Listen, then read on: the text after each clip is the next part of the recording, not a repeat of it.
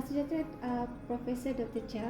Terima kasih kerana sudi ditemu ramah oleh kami. Ya, salam sejahtera.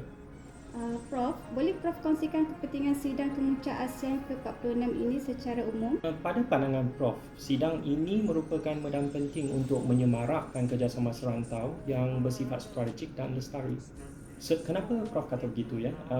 Sebab pada pandangan Prof, ia bukan sahaja memperkukuh diplomasi pelbagai hala, malah membuka ruang kepada wacana yang lebih mendalam tentang pembangunan inklusif, kestabilan geopolitik dan kemampanan ekonomi. Dalam konteks serantau ini, dan ini adalah pentingnya sebab ini adalah wadah mempertemukan aspirasi kolektif negara anggota.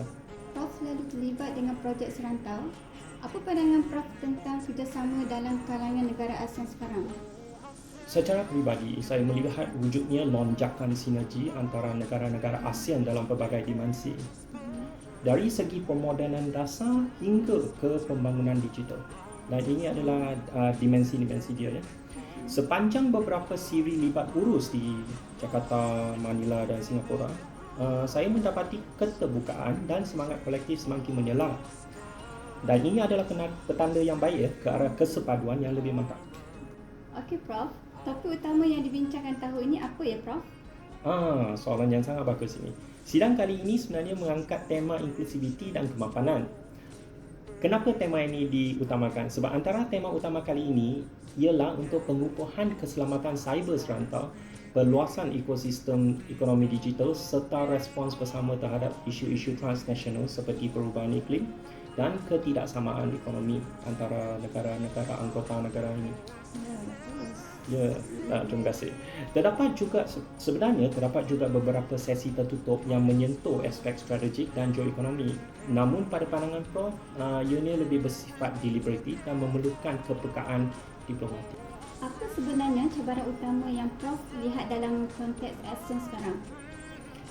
Cabaran yang sering timbul sebenarnya ialah heterogeneiti dasar, jurang pembangunan yang masih ketara serta isu peralihan teknologi yang tidak seimbang sebenarnya. Namun begitu, saya percaya dengan adanya perancangan serantau yang berteraskan kerangka holistik dan inklusif, sebenarnya saya yakin kita mampu memperhalusi pendekatan secara berperingkat dan berkesan. Akhir sekali, apa harapan Prof terhadap ASEAN dalam masa terdekat ini? Saya percaya para usahawan menaruh harapan besar agar ASEAN terus tampil sebagai entiti yang berwibawa, berdaya tahan dan progresif. Sebagai individu yang turut terlibat dalam pelbagai ekosistem perniagaan serantau, saya sebenarnya juga melihat keperluan untuk kita memperkukuh keutuhan kolektif, mendepani cabaran global dengan hikmah serta memastikan setiap dasar yang digubal benar-benar membawa impak menyeluruh kepada segenap lapisan masyarakat, termasuklah ya komuniti perniagaan dan rakyat di akar umbi.